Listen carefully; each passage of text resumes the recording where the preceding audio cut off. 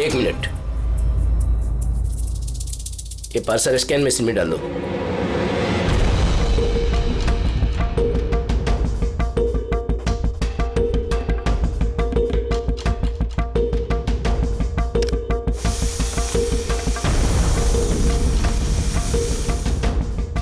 ये parcel reception में दे दो।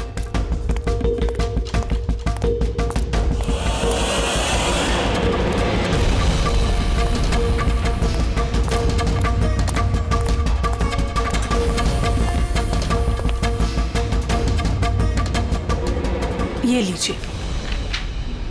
शामू, जी मैडम। ये पार्सल लो, जस्टिस राय के लिए आया है। वो ऊपर प्राइवेट लॉज में बैठे हैं, उनको दे दो। बाप रे, जस्टिस राय, उनके पास कौन जाएगा? क्यों, क्या हुआ? अभी 10 बातें सुना देंगे। Check and met. राय, शतरंज खेलना भूल गए? ऐसी कोई बात नहीं है, मैं बस आज तगड़ा खेलने के मूड में नहीं हूं। और सुनो, तुम भी आज मुझे हराने की कोशिश नहीं करोगे, समझे? क्यों भाई, तुम्हारा जन्मदिन है इसलिए? बिल्कुल, बहुत अच्छा गेम खेला तुमने, एक और खेले? ठीक है।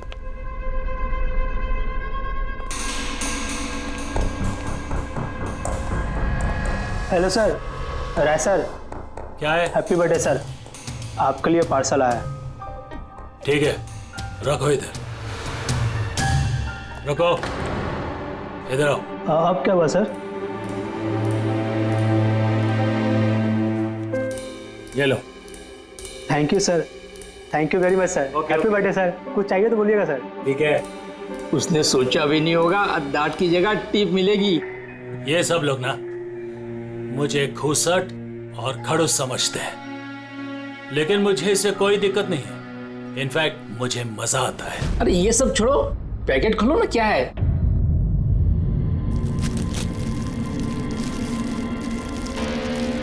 ये है क्या?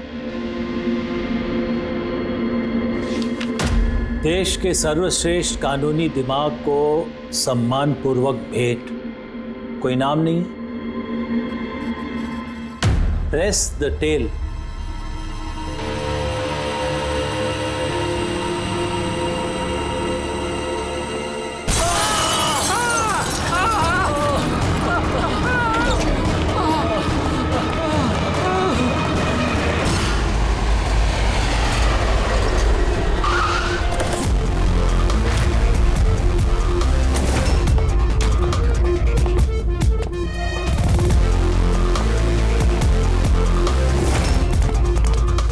आपने कहा था बॉम्ब ब्लास्ट हुआ?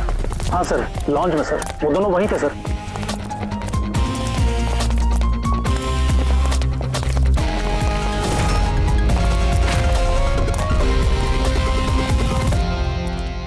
ये देखिए सर। यहाँ तो कांच ही कांच है। पूरे फेस पे कांच के टुकड़े हैं।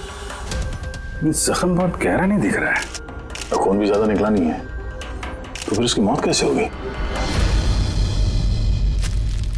सर, शायद बक्से के अंदर कांच के टुकड़े रखे होंगे। हाँ सर, इसमें एक कांच का शोपीस था। स्कैन करते वक्त गार्ड ने देखा था। एक्चुअली सर, आज जस्टिस राय सर का बर्थडे था ना, इसलिए ये बॉक्स किसी ने भेजा था। लेकिन सर, ये बॉक्स तो मेटल डिटेक्टर स्कैनर सबसे क्लियर होके आया था, फिर पता नहीं क्यों ये सब हो गया। सर, हमारे ज्यादातर क्लाइंट्स हाई प्रोफाइल जजेस और लॉयर्स हैं, और उनमें से ज्यादातर ऐसे हैं जिनकी जान को खतरा है, इसलिए हम उनकी सिक्योरिटी और प्राइवेसी का पूरा ख्याल रखते हैं सर। तो आज क्या हुआ? हाँ? सर, प्रेस द टेल, क्या है ये? जो कुछ इस बॉक्स में होगा शायद उससे रिलेटेड है। ये पार्सल तो जस्टिस राय के लिए था।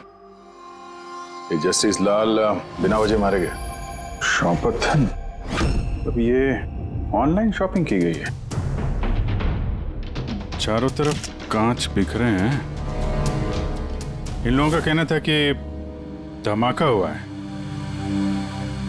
पर अगर पैकेट के अंदर कांच था तो धमाका हुआ कैसे? और अगर यहाँ पे बॉम्ब ब्लास्ट हुआ था तो फिर मेटल या प्लास्टिक के टुकड़े या फिर बारूद, कुछ तो होना चाहिए था। ऐसा कुछ भी नहीं है यहाँ पे। एक काम करो, ये बॉडी और ये कार्ड इसको फॉरेंसिक लैब में भेज दो। और पूर्वी, ये जस्टिस राय का मोबाइल फोन चेक करो। मेटल डिटेक्टर वहाँ, स्कैनर वगैरह तो सब है। अगर पार्सल में बॉम्ब था तो डिटेक्ट कैसे नहीं होगा? सर पार्सल में ऐसा कुछ था ही नहीं साहब, मैंने ध्यान से देखा था और स्कैनर मशीन में साहब सिर्फ कांच का सामान ही दिख रहा था। अच्छा, इस स्कैनर की फुटेज स्टोर तो होती होगी? हाँ सर, फुटेज 24 घंटे तक सेव रहती है और उसके बाद अपने आप डिलीट हो जाती है। ओके, वो फुटेज देख सकते हैं हम लोग?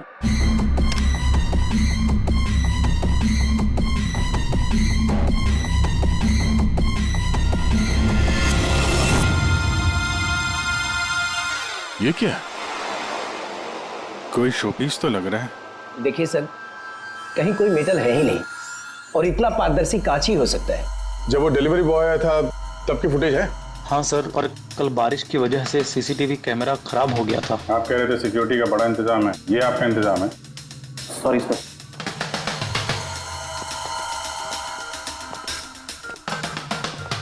अब ले दे के हमारे पास यही एक सुराग बचा है, वो कुरियर आईडी बस। चलो, एक छोटा सुराग तो हाथ लगा। बाकी फॉरेंसिक लैब में साड़ों के साथ भी कुछ ना कुछ जरूर ढूंढ निकालेंगे। ये गुत्थी तो सुलझ ही नहीं रही है, समझ में नहीं आ रहा है आखिर ये हुआ कैसे। या सांके तू कह रहे तेरे समझ में नहीं आ रहा कि इन दोनों की मौत हुई कैसे? अरे नहीं, ये समझ में आ गया कि इनकी मौत कैसे हुई है। ये जो कांच के टुकड़े हैं ना, इनमें जहर है, इसकी वजह से इनकी मौत हुई है। कांच के टुकड़े जहरीले थे?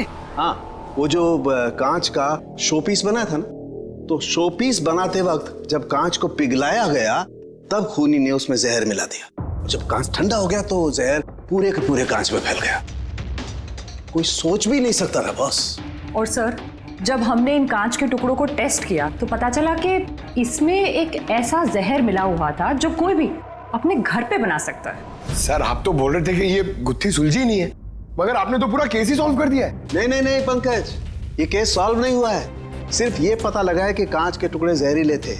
बस ये केस जितना सिंपल दिख रहा है उतना सिंपल है नहीं। लेकिन सर, इसमें इतना कंफ्यूजन क्या है?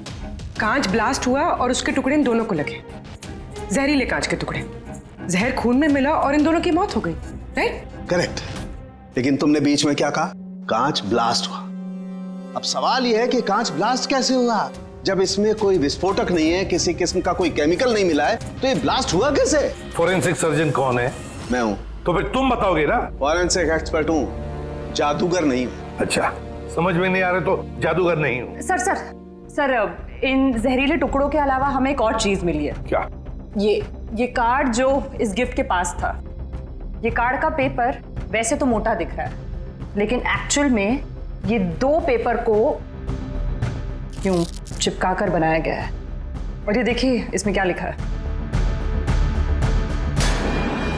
सजाए मौत, मतलब खूनी ने सिर्फ कत्ल ही नहीं की, कत्ल के साथ साथ एक मैसेज भी भेजा, सजाए मौत।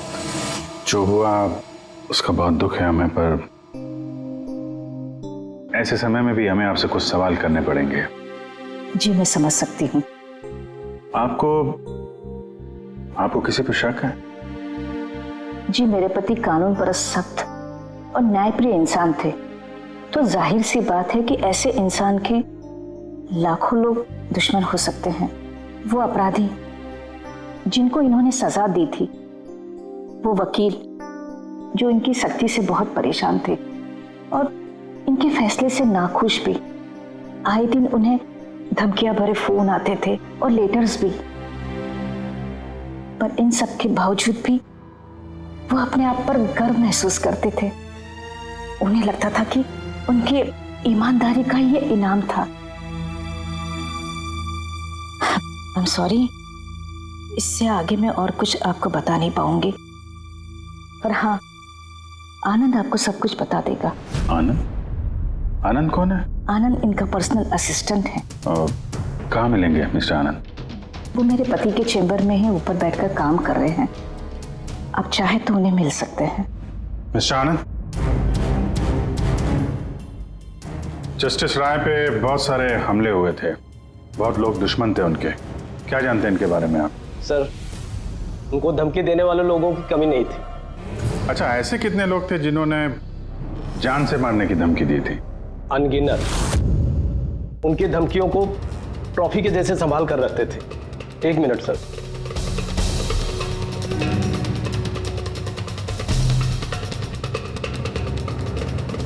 ये रही उनकी ट्रॉफीज। ये सचमुच ज्यादा है। लोग उन्हें बहुत सख्त समझते थे, लेकिन सच पूछो तो सर बड़े ईमानदार और न्यायप्रिय थे। यहाँ तक वकील भी उनसे डरते थे और अपराधी उनके नाम से कांपते थे।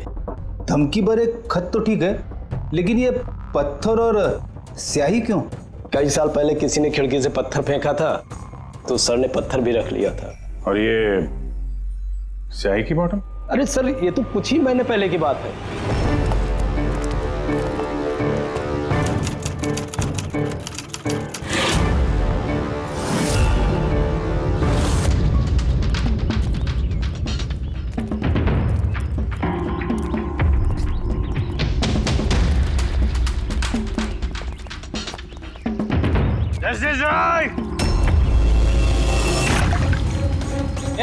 क्या कर रहे हो?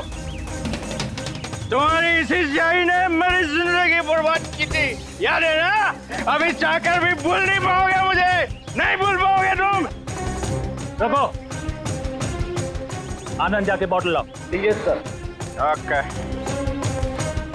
अब ये बॉटल सोवेनियर बनेगी हमारी स्टडी रूम में। Yes sir. कमल को इस हरकत की वजह से फिर से जेल हुई, शायद अब भी जेल में ही हो। रेडी, ये सारी चीजें अपने कब्जे में ले लो। और मिस्टर आनंद, जज साहब को जिन जिन लोगों ने धमकी दी है सबकी डिटेल चाहिए, हमें सबकी लिस्ट चाहिए। यार वीरेन प्लीज यार एक बार फिर से पता करो यार, शायद कुछ पता चल जाए। सर जब ये पॉसिबल है ही नहीं तो पता चलेगा कैसे? देखिए आप सिर्फ मुझे कांच के टुकड़े दिखा रहे हैं, ना इसमें बारूद है, ना केमिकल है, ना कोई मेटल और कोई विस्फोटक पदार्थ भी तो नहीं है इसमें कि हमें पता चल सके कि ये ब्लास्ट की वजह क्या है। अरे यार वीरेन वहां पर जो कुछ था वही दूंगा ना, वहां पर सिर्फ कांच के टुकड़े थे और कुछ नहीं था। तो सर ये बॉम्ब ब्लास्ट है ही नहीं, क्योंकि दुनिया में ऐसा कोई भी बॉम्ब नहीं बना है जो सिर्फ कांच के टुकड़ों से बना हो।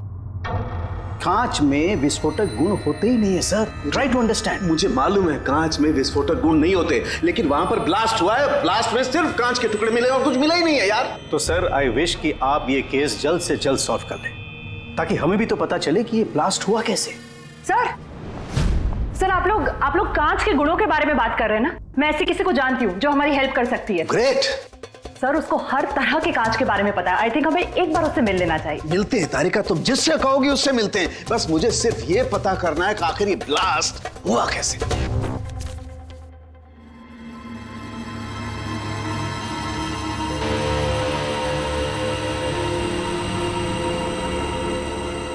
हाँ भाई, कहाँ तक पहुँचा? सर बस 2 मिनट हो जाएगा, 2 मिनट। ओके, देखें पूर्वी को क्या मिला। फोन से कुछ पता चला राय साहब के? हाँ सर, कुछ अजीब से मैसेजेस मिले हैं जस्टिस राय और जस्टिस लाल के बीच। अजीब मैसेज? कैसे हैं? ये देखिए सर, ये मैसेजेस हैं या शायद कोई कोड्स हैं जो नंबर्स और लेटर्स को मिला के बनाए गए हैं। ये देखिए सर, ये मैसेजेस जस्टिस राय ने जस्टिस लाल को 2 बार भेजे, एक बार 3 महीने पहले और दूसरी बार सिर्फ 1 महीने पहले। अब या तो ये इन दोनों दोस्तों के बीच का कोई सीक्रेट कोड है या तो फिर कोई ऐसी खास बात है जो जस्टिस राय जस्टिस लाल को बताना चाहते हैं। एक काम करो, ट्राई करो डिकोड करने के लिए, देखो कुछ पता चलता है क्या। हाँ, ये लिस्ट पूरी हुई? हाँ सर, जस्टिस राय के पीए आनंद ने जो हमें धमकियों के बारे में बताया था सर, उस हिसाब से हमने ये 3 सस्पेक्ट की लिस्ट बनाई है। 3 भागों में क्यों, क्या है? अब यहाँ पे जितने लोग हैं इनमें से सभी लोगों ने कभी ना कभी जस्टिस राय को धमकी दी है और इनमें से ज्यादातर लोग जेल में भी है। लेकिन ये वनेश, ये एक मर्डर के केस में अंदर गया है और बाद में इसकी दिमागी हालत ठीक नहीं है, इसलिए इसे रिहा कर दिया गया। और ये कमल जी, इन्होंने जस्टिस राय पे स्याही फेंकी और इस जुर्म में इन्हें अंदर कर दिया गया। फिलहाल ये कहाँ पर है उसकी कोई जानकारी नहीं है। सर ये दूसरी लिस्ट जो है इसमें से ये 3 लोगों को सजाए मौत दी हुई है सर जस्टिस ने, और ये अभी भी जेल में अपनी सजा काट रहे हैं। 3, ये चौथा, ये कौन है? सर ये है किशोर जी, इनके बेटे को जस्टिस ने 3 साल की सजा दी थी सर, और न्यूज़ में एक आर्टिकल आई थी कि ये सजा ज़्यादा देने की जरूरत नहीं थी और इस वजह से वो शायद डिप्रेशन में होगा और उसने अपनी आत्महत्या कर ली सर। तो इस किशोर के पास अच्छी खासी वजह है बदला लेने की। और ये है धवन, ये एक वकील है पेशे से, और अजीब बात यह है कि पिछले साल इसने जस्टिस राय के कोर्ट में बहुत सारे केसेस लड़े पर वो एक भी जीत नहीं पाया, सारे हार गए। तो कहीं ये हारा हुआ वकील बदला लेने के चक्कर में राय साहब को, हाँ ये भी हो सकता है कि ये कोई काबिल वकील ही ना हो। तो अब कुल मिला के हमारे पास बचते हैं 4 सस्पेक्ट। एक ये कमल, वनेश, किशोर और धवन। सर, गिफ्ट भेजने वाले का पता चल गया। वो गिफ्ट कमल ने भेजी थी और शॉपेथॉन वालों ने कुरियर की आईडी से पता किया है। तो उनके पास उसका एड्रेस तो होगा ना? नहीं सर, एड्रेस का तो पता नहीं चला। कोई बात नहीं, कमल जिस जेल में था वहां से पता चल जाएगा। वहां चलते हैं। सॉरी ऑफिसर, लेकिन हमें उसे 1 महीना पहले ही छोड़ना पड़ा। जज पे हमला किया था, इतनी जल्दी छूट गया? एक मिनट, आपने कहा कि उसे छोड़ना पड़ा, लेकिन क्यों? उसकी तबीयत की वजह से, क्योंकि सालों से उसको नशे की लत थी। 7 साल पहले वो एक केस में पकड़ा गया था, वहां उसने पीना छोड़ दिया, लेकिन जेल से छूटने के बाद फिर उसने पीना शुरू कर दिया, इसलिए उसका पूरा लीवर खराब हो चुका था। ये भी तो हो सकता है कि उसने लीवर खराब होने का बहाना किया हो। नहीं नहीं सर, हमने डॉक्टर से कंफर्म करके उसे छोड़ा था। अच्छा, उसका एड्रेस तो होगा ना आपके पास, वो दे दीजिए। एड्रेस तो है, लेकिन मुझे लगता है वो वहां नहीं मिलेगा, वो हॉस्पिटल में ही मिलेगा, क्योंकि उसे जल्द से जल्द लीवर ट्रांसप्लांट करने की जरूरत थी। लेकिन जहां तक मुझे पता है कि शराब के आदी लोगों को लीवर ट्रांसप्लांट की इजाजत नहीं मिलती है। मिलती है, अगर शराबी कम से कम 6 महीने तक शराब ना पिए तो, और यहाँ जेल में तो मिलने से रही, इस बिना पे हमने उसको permission they the. Okay sir, thank you. अगर ऐसा है तो अपनी जान बचाने के लिए इसने कहीं ना कहीं किसी हॉस्पिटल में रजिस्ट्रेशन तो करवाया ही होगा। एग्जैक्टली। और ये कोई छोटा मोटा इलाज तो है नहीं जो कहीं भी हो जाए। शहर में गिने चुने हॉस्पिटल है जहाँ पे ट्रांसप्लांट हो सकता है। वहीं ढूंढते हैं इस कमल को। अरे तारिका, ये तुम कहाँ ले आए भाई मुझे? मैंने तो सोचा तुम किसी ग्लास फैक्ट्री में लेके जाओगी। बट एनीवे, ये जो कुछ भी है ना, है बड़ा खूबसूरत। शुक्रिया आप। Sir, she is my friend Vivian. ये ब्यूटीफुल आर्ट गैलरी इसी की है। ये ऐसे खूबसूरत आर्ट पीसेस बनाती रहती हैं, और कांच के भी। And Vivian, he is doctor Salunkhe. Hello. अच्छा यार, वी नीड योर हेल्प। हमें कांच और कांच की चीजों के बारे में इंफॉर्मेशन चाहिए, एक मर्डर मिस्ट्री सॉल्व करने के लिए। श्योर। अच्छा विवियन, ये सारी चीजें आप ही ने बनाई हैं? जी। ऑब्वियसली आप ही ने बनाई होंगी, लेकिन कैसे? बहुत आसान है। वैसे तो ज़्यादातर चीज़ें कांच को पिघलाकर बनी है। प्रोपेन टॉर्च से कांच पिघलाया जाता है और उसी पिघलाए हुए कांच को मनचाहा आकार दे दिया जाता है। अच्छा हाँ, ये एक एक्सरे इमेज है कांच के शोपीस का, लेकिन सरप्राइजिंग बात यह है कि ये पूरा ब्लास्ट हो गया। Do you think it's possible? इसका आकार तो बूंद जैसा है, लेकिन समझ में नहीं आ रहा कि ये है क्या। विवियन, एक बार जरा फिर से देखो गौर से। शायद कुछ ऐसी चीज हो जो तुमने अभी तक देखी नहीं। एक मिनट, इसकी नोक देख रहे हैं आप लोग? ये जानबूझकर बनाई हुई तो नहीं लगती। I mean, जिसने भी इसे बनाया है उसने कांच को पिघलाकर बहुत जल्दी उसे ठंडा कर दिया है, बिल्कुल तुरंत, जिससे कि ये कांच का आकार न केवल बूंद के जैसा रह गया है, बल्कि इसकी नोक पतली, लंबी और नाजुक हो गई है। Thank you so much for your help. कांच को पिघला करके ठंडा कर दिया गया, तुरंत तुरंत, जैसे वो बूंद बनी। My God. तारिका, हमें लैब में चलना है तुरंत, फौरन। और हाँ, वो विवियन, हमें आपकी वो प्रोपेन टॉर्च चाहिएगी प्लीज। किशोर, धवन, भुवनेश, अब तीनों को जस्टिस राय के खून के सिलसिले में यहां बुलाया गया है। मर गया? बड़ा भगवान बनता था, लोगों की जिंदगियों का फैसला करता था। चलो अच्छा है, अब मर गया। सर, इसे देख के तो लगता है कि ये दिमागी हालत से ठीक नहीं है। हो सकता है नाटक कर रहा हो। असाइलम की अटेंडेंस स्लिप है इसकी।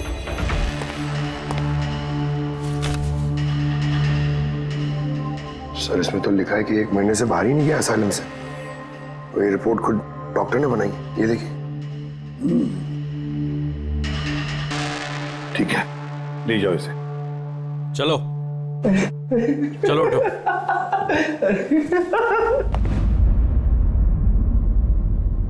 खुश तो आप भी होंगे ना जस्टिस राय की मौत से? देखिए, मैं मानता हूं कि मेरे बेटे ने गलती की थी, गलत संगत में पड़ गया था वो, लेकिन न तो उसका गुनाह इतना बड़ा था और न ही उसकी उम्र कि उसे माफ न किया जा सके। और फिर अगर सजा देनी ही थी तो कम सजा दी जा सकती थी उसे, लेकिन जस्टिस राय ने ऐसा कुछ नहीं किया, जिसकी वजह से आपके बेटे ने आत्महत्या कर ली। जी। और आप जस्टिस राय को उसका जिम्मेदार मानते हैं? बिल्कुल मानता हूं, और मैं खुद को भी जिम्मेदार मानता हूं। शायद मेरी अपनी परवरिश में कोई कमी रह गई थी। और धवन जी, आपने पिछले साल में जस्टिस राय के कोर्ट में 17 केसेस लड़े हैं और आप 17 के 17 केसेस हार गए। आपको भी गुस्सा आया होगा, इसलिए आपने तो इस वजह से मैंने उनका खून कर दिया, ऐसा सोच रहे हैं आप? इससे बचकानी सोच कोई हो ही नहीं सकती। इस वजह से कोई किसी का खून करता है क्या? इस जजमेंट की वजह से आपके क्लाइंट्स आपको छोड़कर चले गए, वकील के तौर पर आपकी बदनामी हुई। जस्टिस राय ने ना सिर्फ आपके खिलाफ जजमेंट दी, बल्कि आपके प्रैक्टिस के खिलाफ, आपकी वकालत के खिलाफ जजमेंट दी। सर, मैं मानता हूं आपने जो कुछ भी कहा सच है, लेकिन इससे यह कतई साबित नहीं होता कि मैंने उनका खून कर दिया है। धवन जी, साबित नहीं हुआ तो क्या हुआ, हो तो सकता है ना। देखिए सर, मेरी इतने सालों की प्रैक्टिस है, इस पेशे में कोई नया नहीं हूं मैं। सर, मैंने इतने सालों तक मेहनत करके बहुत नाम कमाया है, लोग जानते हैं मुझे। और सर, जिस वक्त जस्टिस राय का खून हुआ उस वक्त मैं कहां था, क्या कर रहा था, किसके साथ था, इन सब बातों का ब्यौरा दे सकता हूं मैं, वो भी गवाहों और सबूतों के साथ। एक बात मत भूलिए धवन जी, खून एक पार्सल की वजह से हुआ है, और जिस वक्त खून हुआ उस वक्त खूनी वहां पर मौजूद नहीं था, समझे आप? इसलिए आपके गवाह और आपके सारे सबूत हमारे लिए कोई मायने नहीं रखते। आप सिर्फ भूलिएगा मत कि जब तक ये केस सॉल्व नहीं होता आप हमारे शक के दायरे में हैं।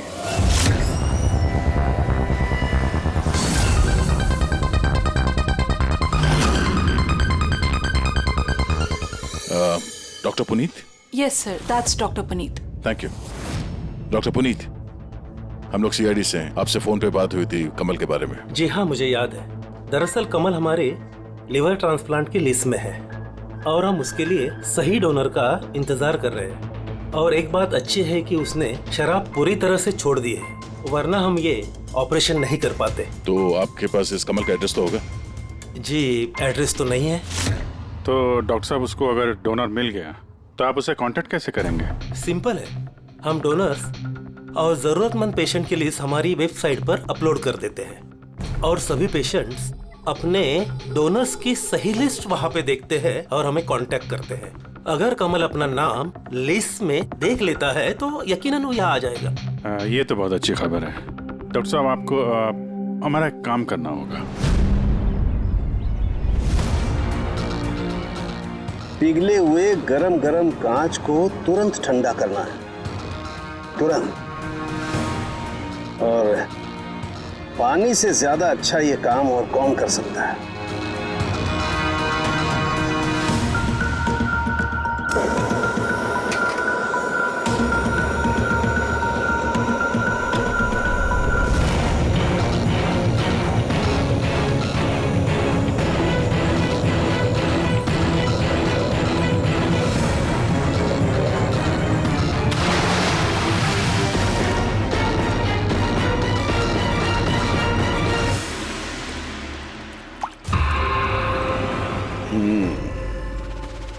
तो ऐसे बनी ये कांच की बूंद।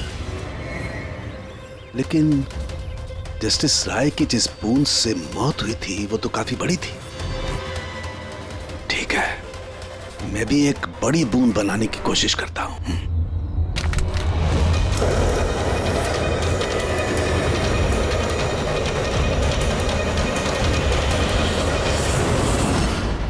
ये कोड्स आखिर है क्या? कुछ पता ही नहीं चला। My God.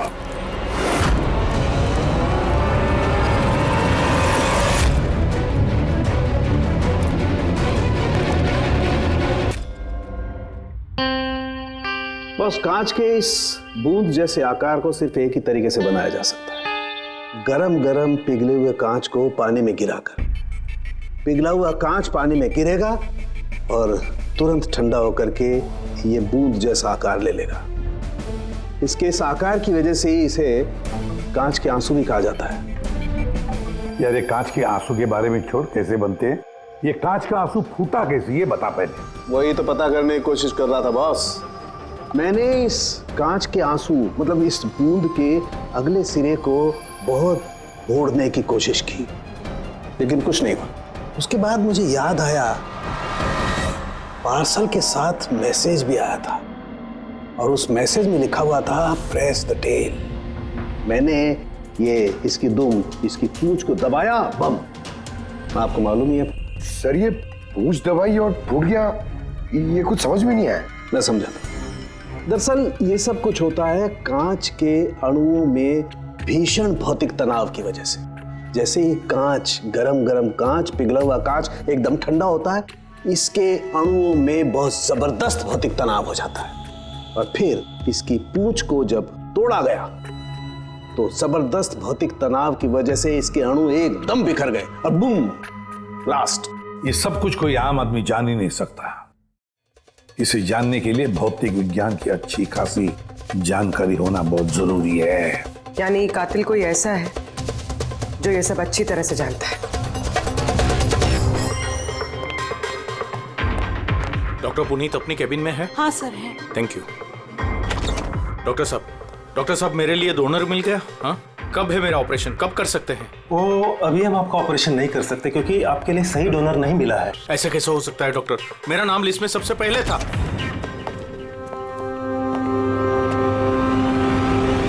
देखिए, मेरी सजा काट चुका हूँ पूरी तरह से, फिर आप लोग मुझे कहाँ लेके जा रहे हैं? मैंने ऐसी कोई गलती भी नहीं की है। जस्टिस राय का खून हो गया है। क्यों किया खून? जस्टिस राय का खून? लेकिन मैंने कुछ नहीं किया। आपने शॉपटाउन वेबसाइट से जस्टिस राय के लिए उनके जन्मदिन पे तोहफा भेजा था ना? नहीं तो मैंने कोई तोहफा नहीं भेजा था। तुमने कुछ नहीं किया तो फिर तुम अंडरग्राउंड क्यों थे? देखिए, मैं अंडरग्राउंड नहीं हुआ था। सचमुच मेरी तबीयत खराब रहती है, इसलिए शहर से बाहर हेल्थ स्पा ज्वाइन कर लिया है मैंने। जेल से छूटने के बाद मैं वही रहता हूँ। और वो पार्सल, कांच का अजीब सा शोपीस जो आपने जस्टिस राय को भेजा था शॉपटाउन वेबसाइट से, जिसपे आपका कॉन्टैक्ट डिटेल्स भी था? हाँ, मैंने शॉपटाउन वेबसाइट से शॉपिंग जरूर की है और पार्सल भी भेजा है, लेकिन जस्टिस राय को नहीं भेजा। मैंने मेरी बेटी को भेजा है क्योंकि उसका जन्मदिन था। मेरी वाइफ मुझसे नाराज है, इसलिए मेरी बेटी को मुझसे नहीं मिलने दे रही है, तो मैंने वो शॉपटाउन वेबसाइट से गिफ्ट खरीदा और मेरी बेटी को पार्सल कर दिया। कोई सबूत है इसका तुम्हारे पास? हाँ है ना सर, मैं आपको शॉपटाउन वेबसाइट का मेरा अकाउंट दिखाता हूँ, उस पर आप लोगों को पता चल जाएगा कि मैंने कब और क्या खरीदा है। देखिए। ठीक है।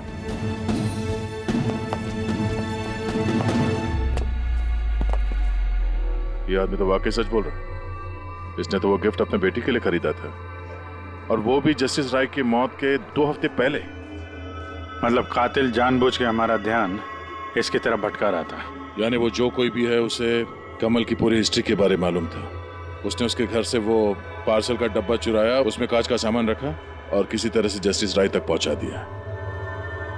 कातिल वही है जिसने ये पार्सल जस्टिस राय तक पहुंचाया।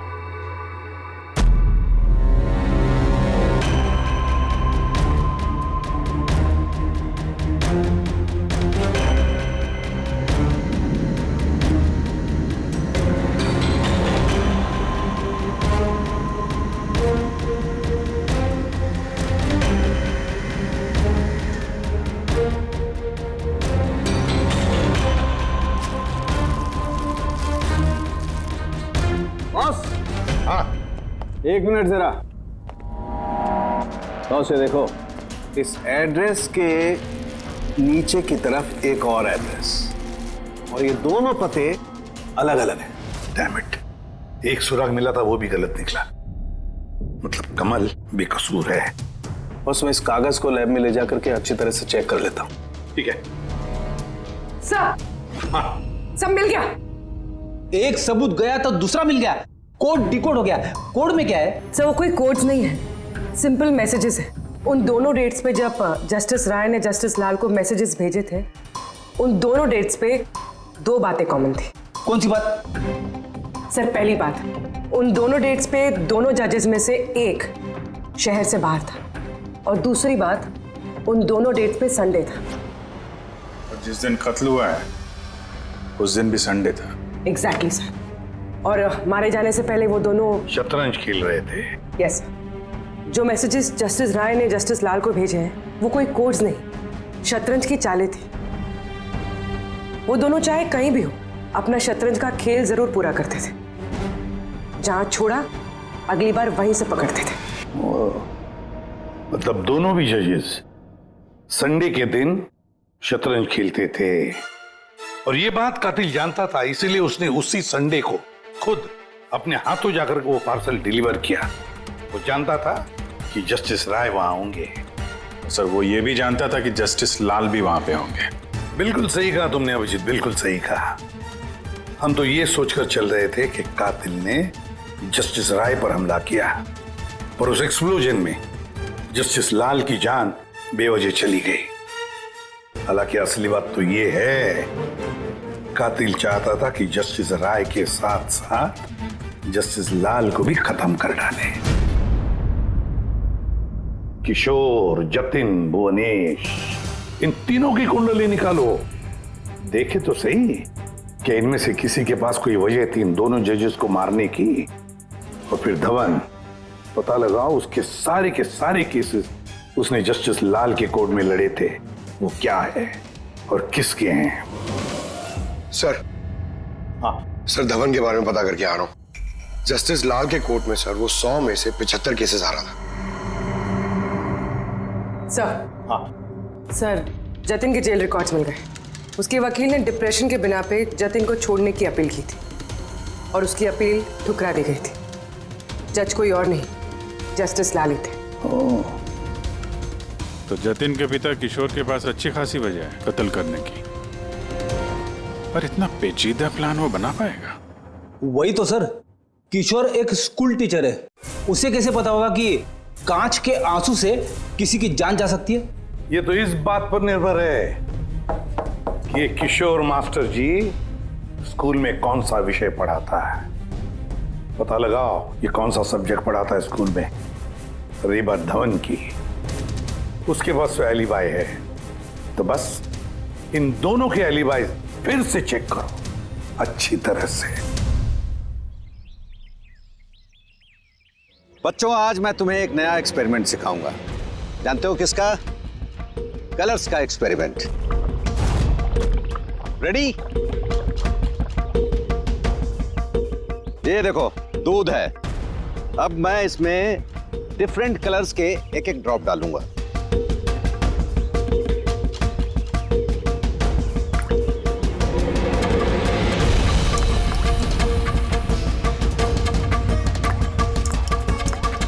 Now come here. देखो बेटा, अब जब मैं ये बड इसके अंदर डालूंगा तो तुम्हें देखने को मिलेगा कि अणु किस तरीके से प्रक्रिया करता है। देखो,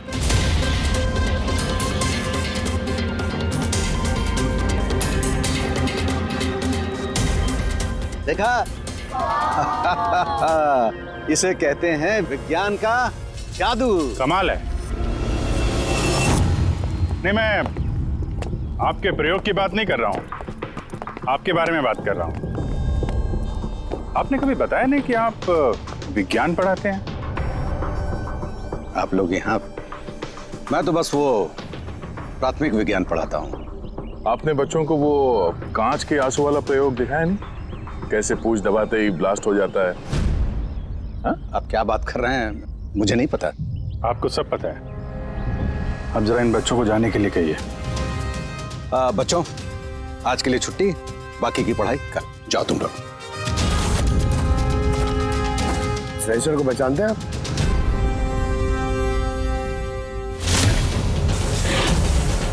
रविवार याद है आपको, जिस दिन टीचर पेरेंट मीटिंग थी? और उसी दिन जस्टिस लाल और जस्टिस राय का खून भी हुआ था। उस दिन आप आए नहीं थे, एब्सेंट थे। इस केस में जिन लोगों पे हमें शक था उनकी एलिबाइज, यानी कत्ल के वक्त वो कहाँ थे, किसके साथ थे, उसका पूरा ब्यौरा सबूत के साथ हमारे पास है, सिवाय आपके। रविवार को आप कहाँ थे? मैं घर पे ही था। मेरी तबीयत नहीं ठीक थी, इसलिए मैं जा नहीं पाया। झूठ, आप घर पे नहीं, क्लब हाउस में थे। जस्टिस राय को वो पैकेज डिलीवर करने गए थे। अगर मैं मान लूं कि आप ठीक कह रही हैं, कोई सबूत है आप लोगों के पास? सबूत तो खैर अभी नहीं है। अच्छा, ये जो आप जो प्रयोगशाला यहाँ बनाया हुआ है आपने, यहाँ पे जो बच्चों को दिखाते हैं, इसके अलावा कहीं प्रयोग करते हैं या यही जगह है? नहीं, बस यहाँ पे यही एक खुली बड़ी जगह है जहाँ मैं बच्चों को कुछ इंटरेस्टिंग प्रयोग बताता हूँ। अच्छा,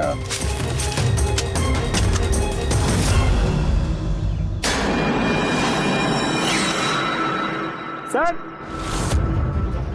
आप अंकल? अरे आप लोग वहां कहाँ जा रहे हैं?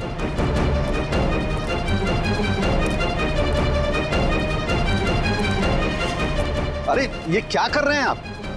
प्रोफेसर साहब, आपको सबूत चाहिए था ना, वही ढूंढ रहे हैं। सर, पहचान रहे ना इसे आप? ये तो एक टुकड़ा है, ऐसे बहुत सारे टुकड़े यहाँ मिलेंगे अगर यहाँ पे आसपास खोदा गया तो। क्या आपको भी पता है? ये कोई साधारण कांच के टुकड़े नहीं है डॉक्टर साहब। आपने जो एक्सपेरिमेंट्स किए थे और जो प्रयोग सफल नहीं हुए, आपने उन कांच के टुकड़ों को लाकर यहाँ पर दबा दिया, है ना? अभी आप सच बोलेंगे कि इस कांच को हम जाके टेस्ट करें? क्योंकि अगर इसने टेस्ट किया तो इसमें वो जहर जरूर मिलेगा। हाँ, मैंने ही उन दोनों को मारा है, क्योंकि उन दोनों ने मिलकर के मेरे बेटे को मारा है। मैंने उसी वक्त ठान लिया था कि इन दोनों से अपने बेटे की मौत का बदला लूंगा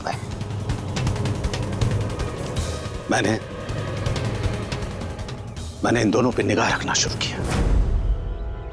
एक दिन बच्चों के लिए इंटरनेट पे कुछ अनोखे प्रयोग ढूंढ रहा था मैं, तभी मुझे ये कांच के आंसू का प्रयोग मिला।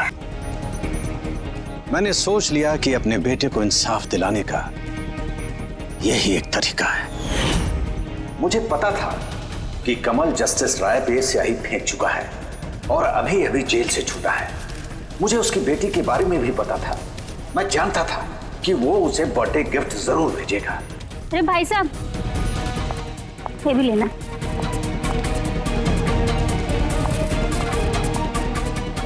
बस उसी गिफ्ट का डब्बा मैंने वहां से उठा लिया और अपने प्लान को अंजाम दिया। मैंने उसे बहुत सावधानी से पैक किया।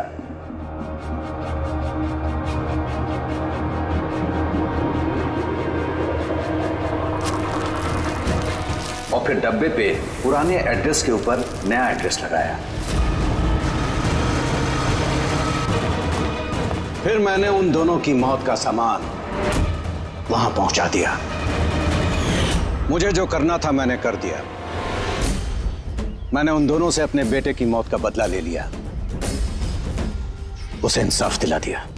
इंसाफ नहीं, सिर्फ बदला था, जिससे ना तो तुम्हारे मरे हुए बेटे की आत्मा को शांति मिलेगी और ना ही उन बच्चों को जो तुम्हें अपना गुरु मानते हैं। हाँ, तुम्हारी इस गलती से उन्हें सबक जरूर मिलेगी। अपनी बची हुई जिंदगी जेल में काटते हुए शायद आप भी अपना सबक सीख ही लेंगे।